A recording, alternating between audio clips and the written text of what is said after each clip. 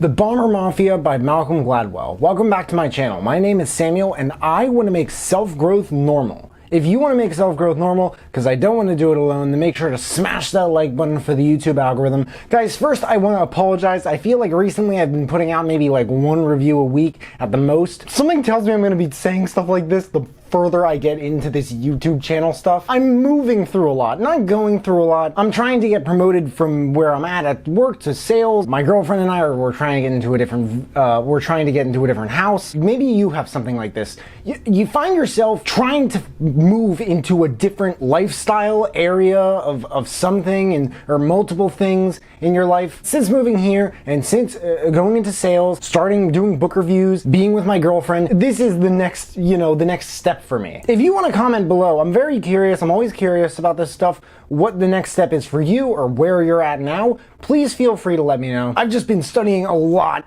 about different vehicles, practicing lines and stuff like that, looking at apartments. But the fact is, at the same time, I could be listening to an audiobook.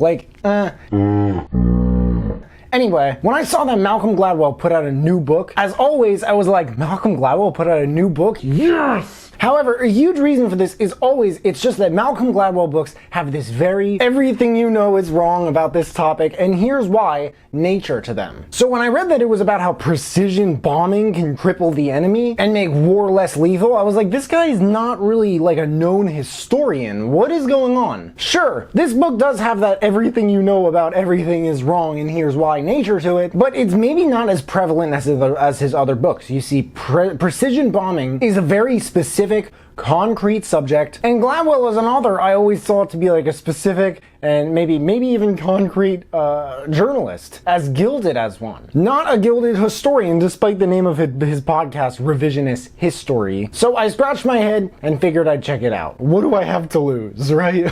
What can we learn from Bomber Mafia that's interesting, that we can apply to our own lives? And where does it stand in his bibliography? Compared to his other books, is it actually good? If you like this book, would you like any of his others?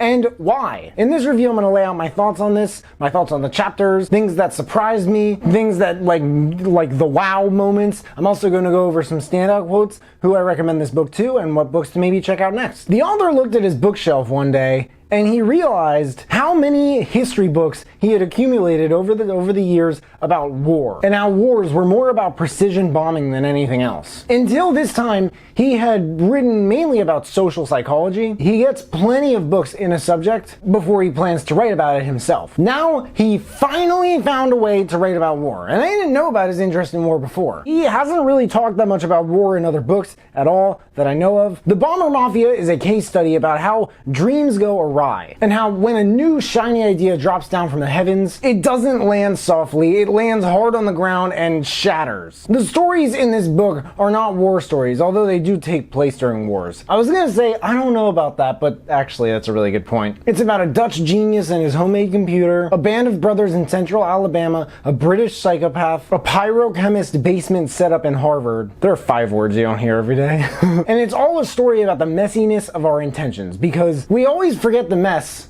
when we look back at it. It's crazy, in World War I and World War II, the author was interviewing historians and like survivors and stuff like that from the war, and one guy said that these soldiers would drop bombs, and eventually they found out exactly how to hit, exactly where they needed to, going sometimes as fast as 500 miles an hour in the sky, with the wind blowing at their faces sometimes as high as 100 miles per hour, at 20,000 feet in the air, when the earth was tilting, by the way. Spinning further, the higher you are in the amount of time it takes you to drop the bomb from where you are to the ground. People yelling at them, so many distractions. How the hell do people do that? This is like driving 70 miles an hour on the freeway and throwing a soda can in the trash bin on the side of the road. I don't know why there would be a trash bin on the side of the road. Aren't there like laws against littering? I mean, I guess it wouldn't be littering if you're throwing into a trash can, but maybe it depends on what state you're in. But still, how do you make that shot? Even the fastest NBA players don't run at 70 miles an hour. Even the fastest person in the world doesn't run at 70 miles an hour. I don't think the fastest person in the world even runs half of 70 miles per hour. And that's 70 miles per hour. This is what, 500? By the way, maybe if you've seen my review of his previous book, Talking to Strangers, maybe you remember I mentioned that there are these occasional sounds in the background, these quiet, sometimes subtle keyboard or melodies that add to the suspense of certain moments in Talking to Strangers. I don't remember exactly what I thought about it, but it's definitely just as dominant in this book. I feel like it fits very, very well. I don't understand how, but the samples of conferences and interviews and speeches and music, they all really seem to animate the stories in the audio version. And if you're an auditory learner like I am, even if you're not really a history buff, if you checked out the audiobook, I think you'd really appreciate it. I much prefer learning about social psychology, especially by a guy like Gladwell. But again, this book did surprise me with the topic at hand, the precision bombing. Precision bombing? Really? Really, Gladwell? Really? One of the unexpected pleasures of speaking with historians, military historians, is their irreverence toward their own institution. Richard Muller, a history teacher, said, I mean, what is going on? But they are 20th century men, and they are on the front end of this incredible progression in material development and improvement, and there's just this faith that they'll get there. They don't quite know how, they don't know where, but they'll get there, and it's not particularly unreasonable in their time and place. It's not unreasonable for them to have this kind of faith, that they can get the right plane from the B9 to the B10 to the B12 to the B14 to the B17 to the B29 in about 10 years, which is extraordinary. The next chapter was about Winston Churchill and Frederick Lindemann? Frederick Lindemann. But the next chapter is where Malcolm Gladwell introduces this super just badass general who he spends a lot of the rest of the book focusing on the story of the American general named Curtis LeMay. Listen to this brief description of his background that Gladwell had. He joined the Army out of college, and his ascent through the Air Corps was breathtaking. A captain by 33, then a major colonel and brigadier leader, and by the age of 37, a major general. LeMay was a bulldog, oversized square head, hair parted triumphantly just a shade off to the middle, a brilliant poker player, a crack shot, a mind that moved only forwards, never sideways,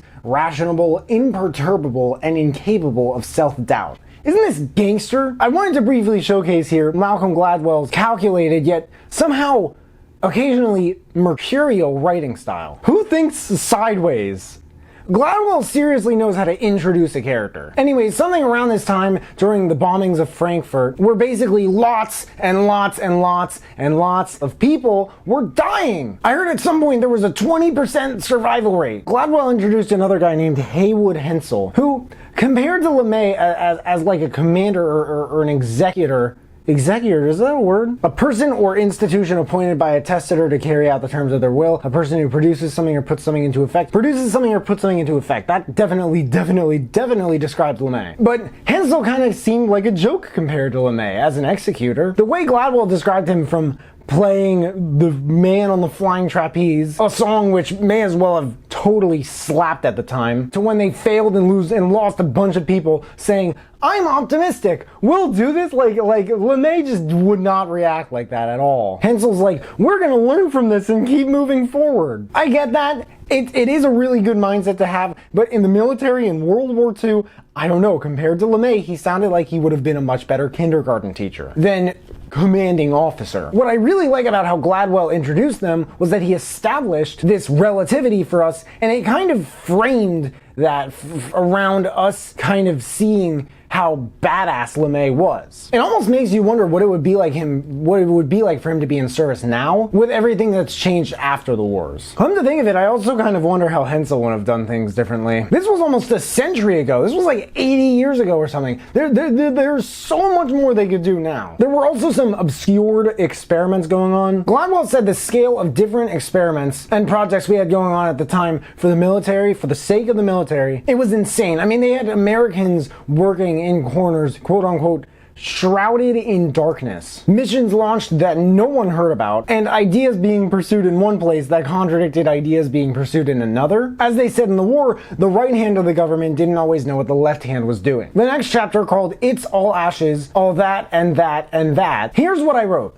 Bombs and bombs, so many bombs, LeMay. Just bombs and bombs. Maybe there were not so many bombs, but the bombs there were so big, such huge bombs.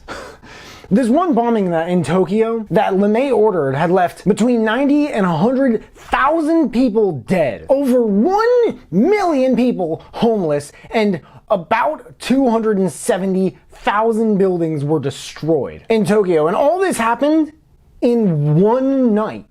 March 10th, March 9th, 1945? The same summer, I guess LeMay just spent a lot of that summer just randomly bombing parts of Tokyo, especially the parts that they bombed on March 10th, 1945. It almost seems like LeMay's biggest weakness is that he never celebrated or took a moment to be grateful or have grace for his victories. And that was a huge difference between LeMay and Hansel. It's like these are two people we need to find out how to learn the most we can from. Ultimately, the most impressive thing to me about this book was not just, as always, Gladwell's skill level as a journalist or reporter, because that seems to be ever sharpening at this point. But his new company, Pushkin Industries, they really seem to be pushing the envelope regarding production. I mean, the cinematic means by which this production was put together added so much depth to it, in my opinion, without drowning out the listening experience. And to me, that is, as an audiobook listener, that is really important. Maybe it's not something that's for everyone, but it almost makes me wonder if these people are on like the verge of an innovative breakthrough in what an audiobook is, let alone can be. And with the exception of his previous book, Talking to Strangers, this is not something that you can find in any of his other audiobooks. Any of them at all. So